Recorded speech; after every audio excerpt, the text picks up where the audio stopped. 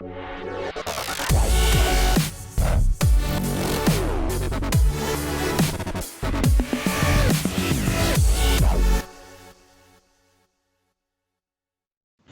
right, today we're coming to you with another episode of Auto Glass Tech Talk. And for those of you that know, after Memorial Day, it typically becomes summer. So summer officially starts on some date, but who knows when that is. But most people know summer is happening right now. It's hot weather and shit. Well, both of y'all at, it's like already in the hundreds. So let's talk about doing replacements in hot weather. And we'll start with you, Drift. What are some things that you do when it's really hot outside and doing replacements? One of the main things that we do is we call the customer ahead of time, let them know we're on our way, and ask if there's any shade around, if they could pull the vehicle into any shade. If not, then we'll kind of reassess depending on the weather. I mean, if it's like 100, 102, you know, it's hard. So I don't know. I mean, I know his weather's a lot hotter and a lot less shade out there, but that's how we roll. Yeah. So what do y'all do, Jeff? I mean, I call the customers ahead of time anyways, but just chase the shade, you know what I mean? Like Chris says, evaluate the situation once you get there. You know, sometimes for me, working in the garage isn't necessarily ideal because it's just as hot and stuffy in there. So like a lot of times for me, I'll try, if I can get my glass and keep my tools in the shade, but work in the sun, and that's, you know, that's better than nothing, because I mean, tools and glass get too hot, then you're kind of screwed. Yeah, I think the one of the more important things is the glass and the shade. You know, a hot glass, you can crack it really easily just on your, you know, set, moving it around, lifting it up. Yeah. Yeah. So if you don't have shade, what do you do? I mean, because I got a welding blanket that I haven't had to throw out on the glass yet, but it's supposed to be 110 this week, so I think that might be coming out. So. What do you do? For us, we'll pull the windshield out, give it a clean, because we have vans. So we'll pull the windshield out, clean it down, throw our molding on, you know, activate it, prime it, whatever, and then stick it back in the van until we're ready, and then pull it out, you know, right after everything's all ready. You know, you got a 8-minute working time with the glue, so you can shoot your glue and pull your window out, clean it, a couple minutes, and set, you know, before you even hit 5 minutes. So. Do you have a shade you take with you or anything like that? I mean, I got a canopy that I can hook up out of my tailgate for a little bit of shade. No, we don't have any canopy or pop-up or anything like that. We were actually, since you have shown your big umbrella from the back, we've been considering one of those. That way, the big umbrella had a... The big umbrella had a very short life. Oh. It lasted, like, after I posted it, I didn't put it up for a few days, and then I decided to put it up one day, and it was a windy day, and it, like, went airborne. So I had to move back to the smaller 9-foot umbrella, so it's not a sail.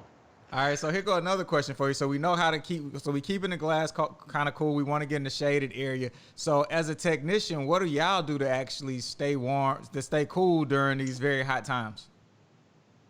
Well, I mean, lots of water, of course. But I try to wear long sleeves. I moved over to a UV style shirt, similar to like a fishing shirt. Okay. So I usually can start wearing those.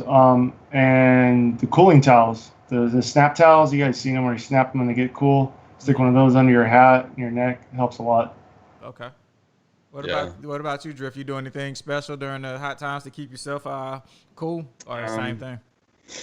I'm big on drinking, you know, like 9.0 pH water and stuff. So I feel like if you drink water all day, it's good, but you don't need to drink all day and get yourself kind of bloated. If you're drinking some good water, it'll keep you hydrated. You know, just drink a good pH water, not your Crystal Geyser. You know, no Crystal Geyser, but no Arrowhead. Water. Joe likes to dunk his kind of, you know, his Dundee hat. He'll dunk that in the water in like an ice bucket. Okay. I think he learned that from Jeff. Okay. Yeah, I've done that a Joe couple learned times. from Jeff.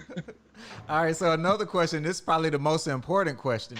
during the summer times, it's hot as hell. We trying to stay hydrated, trying to stay cool. Does your lunch change? Like, do you eat the same kind of shit you normally eat, or do you go lighter meals, or how does that work? It's lighter meals for me, man. I can't during the winter time. I'll sit down and have a giant lunch if I got the time. But even if I had the time in the summertime, it's just something quick and light and keep it moving, you know. Okay. Yeah. Same. I'm kind of.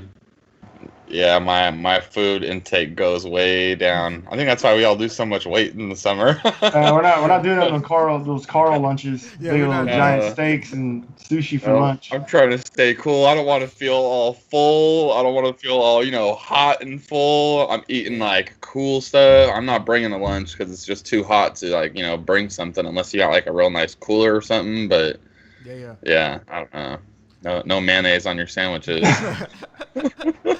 All right, so another question, and this is with being the heat and with the daylight savings time and all that type shit happening, do you guys change hours during the summer or hot times? Do you start early, stay later, or anything like that?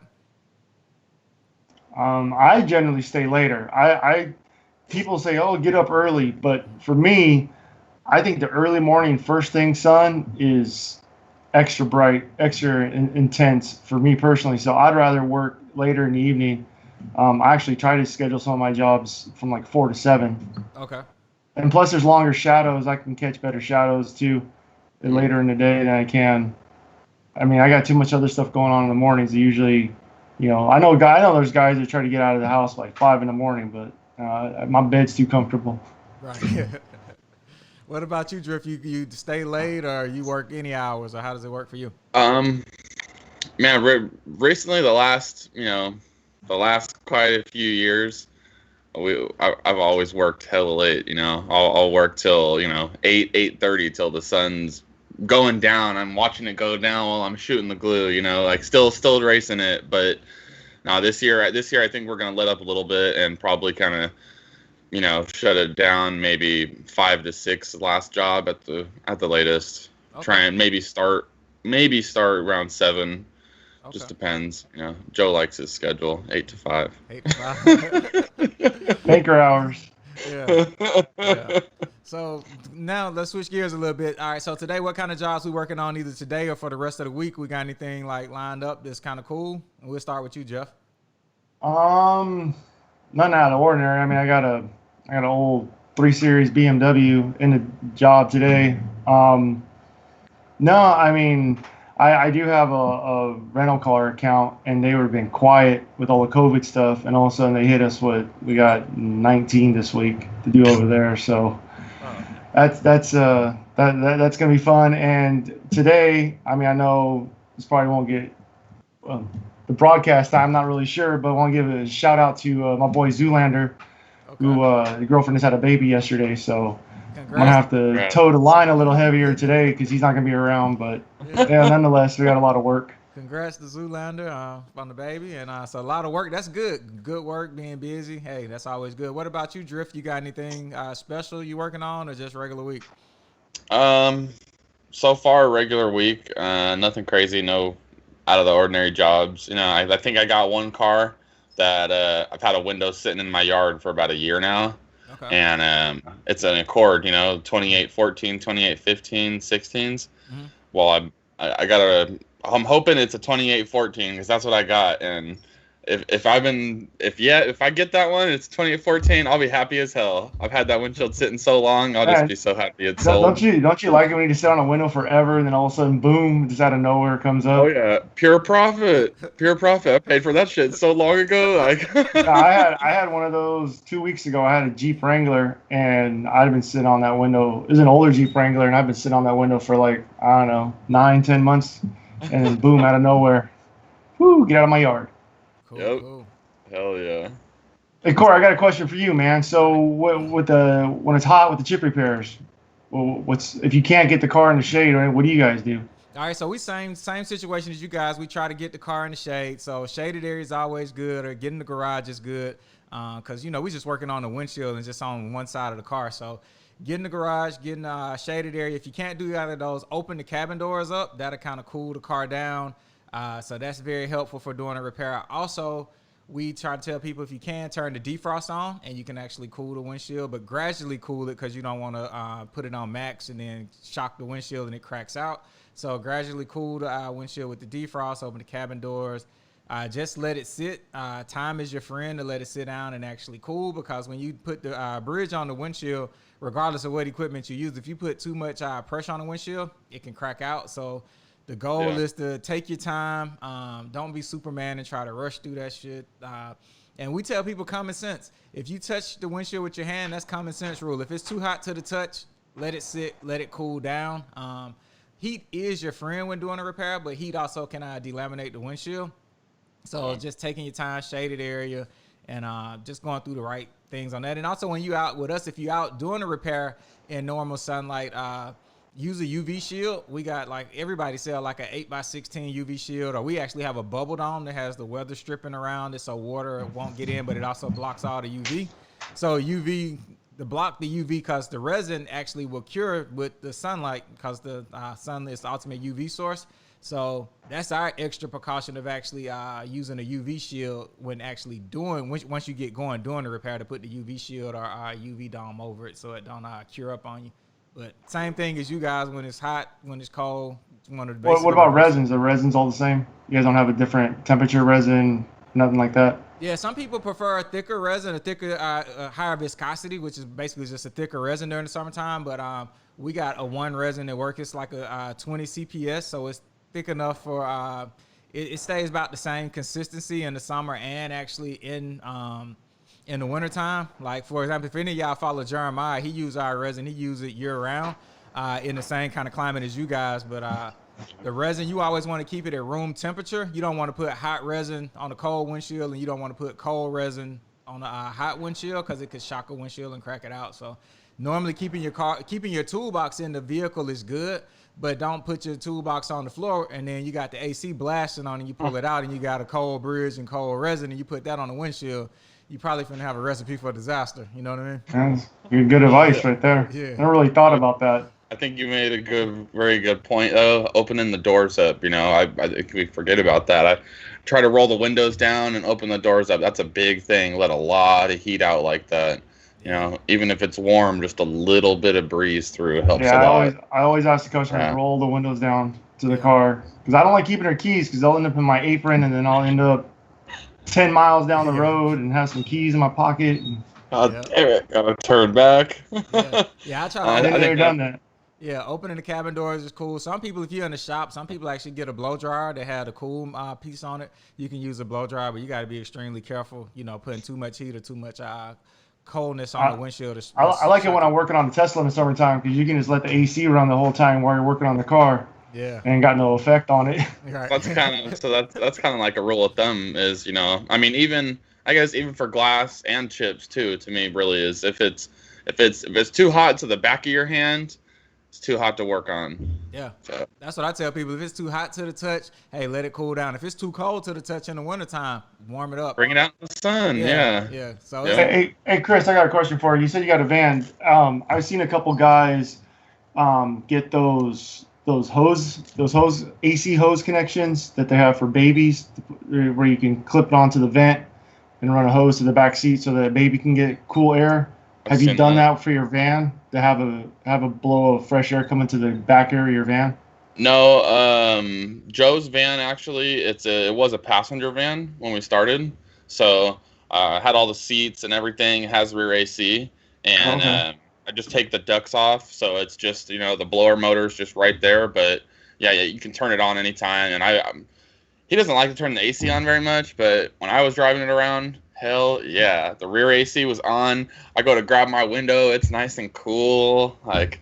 Because I know, like Mike Stevens, he has a fan hooked up to his bulkhead, so it grabs the air from the cab with the fan and just forces it into the cargo area, so he has like a cool breeze going to the back. All right. Yeah. If you can get some airflow going, it's helpful. It does kind of sit in the back there, a little warm and staley. All right, so I just came up with had another thought while y'all talking about the AC and all that. So during the summer times when it's really hot, how frequent are you filling up? Like gas, when you're getting gas and stuff, That's- is it gas? Are you buying more gas in the summer than in the winter? Are you? You know, I mean, I haven't really put a lot of thought into it. Yeah. I will keep on track and see how often I go. I know I just drove from Indio Mhm. this past weekend, and that's, I don't know, it's around 200 miles, give or take or so, and I filled up in Indio Monday afternoon and worked all day yesterday on the same tank of gas. So Okay. I mean, I think I'm getting better gas mileage in the summertime Okay. because we're way over 100 already. I mean, it's supposed to be almost 110 today. Oh shit. Yeah. Oh shit is right. Yeah. I'm thinking about that rental car parking lot, that hot asphalt, Right. and yeah, it's gonna suck. But whatever. What about you, Drew? If you do anything, you keep track of your gas, or is it about the same year round for you? It's about the same. I mean, probably a little less in the summer, Okay. or a little less. Do you leave your truck running while you're working? Yeah, sometimes it depends. You know, I think we leave it running a little bit more. Like, you know, you pull up to the job and instead of just automatically turning it off, kind of just leave it on and let it run until you've kind of confirmed with them, like, okay, you know, the car's gonna be right there. I'm gonna be right there. So I don't know. I think just kind of letting it run a little bit longer. I know I got Cynthia with me now, so she knows once I start putting the cowl back on, start the truck up, start to get it cool down. That's the cue. Cool it down. Let it sit for 5 minutes. Yeah.